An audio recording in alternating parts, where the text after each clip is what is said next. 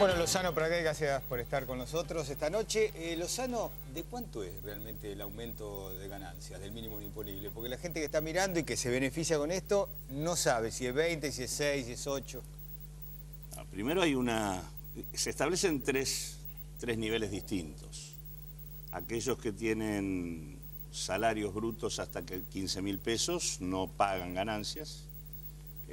Hay un segundo nivel, que es aquellos que están entre 15 y 25, que efectivamente sobre ellos hay un incremento del mínimo imponible, tanto para solteros como para casados, del 20%. Eso es así, es el 20, no es menos. Es el 20 sobre el nivel que tenían. Sí. O sea que no... A partir de septiembre. Exacto, sí, a partir de septiembre. No es retroactivo.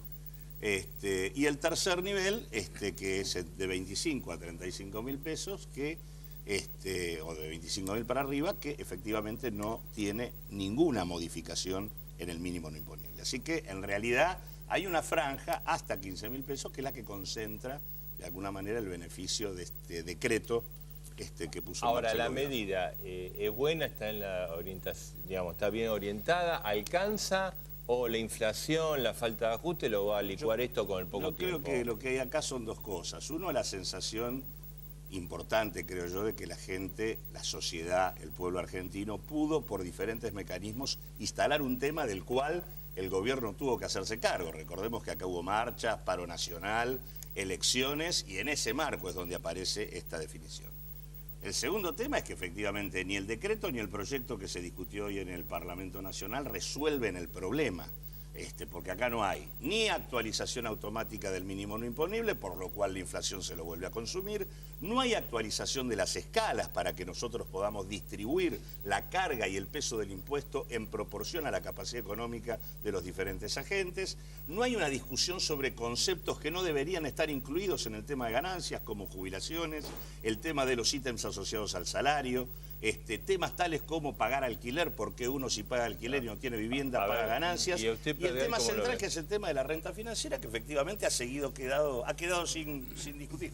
Independientemente de si se necesitan o no los recursos, lo que estaba puesto hoy como posibilidad para el Parlamento Nacional, sobre todo porque había un espectro importante en donde había acuerdo político, era avanzar en una reforma integral del impuesto a las ganancias para que el impuesto a las ganancias cumpla la función en la Argentina que cumple en cualquier sistema tributario razonable, que es cobrarle a los sectores que tienen mayor capacidad económica.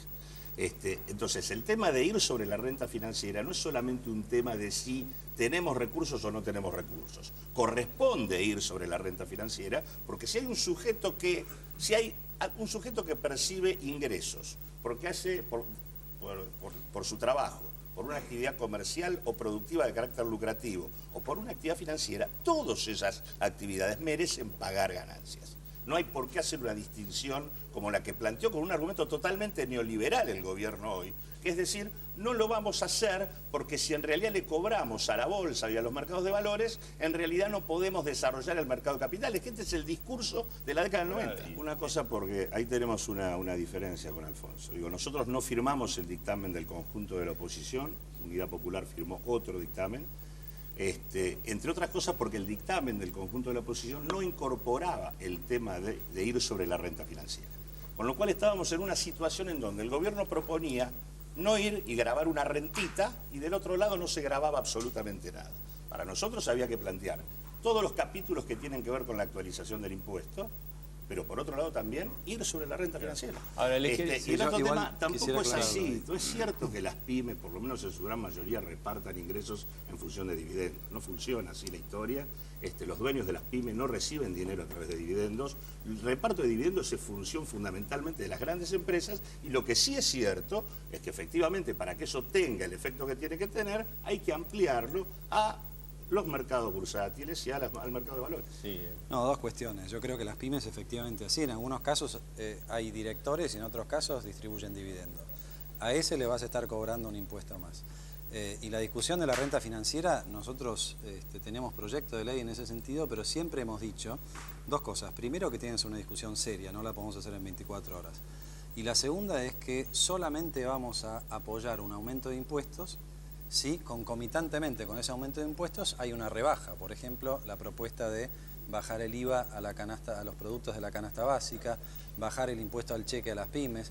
porque la verdad que hay que reconocer que hoy la presión tributaria en Argentina es un récord. Entonces no puede ser una solución seguir aumentando los impuestos. Hay que hacerlo más progresivo, hay que hacer una reforma tributaria completa y si le vamos a subir al sector que se lo tenemos que subir, financiemos entonces la baja al que se lo tenemos que bajar, ¿no? Digo, hoy era la oportunidad de dar un debate sobre la reforma integral de un impuesto. Yo comparto obviamente el debate del conjunto del sistema tributario, pero no es muy interesante ni tampoco muy inteligente que de un lado el gobierno diga que va a gravar la renta financiera y todos sabemos que no lo hace, y la respuesta del otro lado sea que no se grava nada. La discusión sobre el impuesto a las ganancias es la discusión sobre el impuesto a las ganancias. Y hay que tratar de hacer un impuesto que efectivamente le cobre a quienes tienen que cobrar.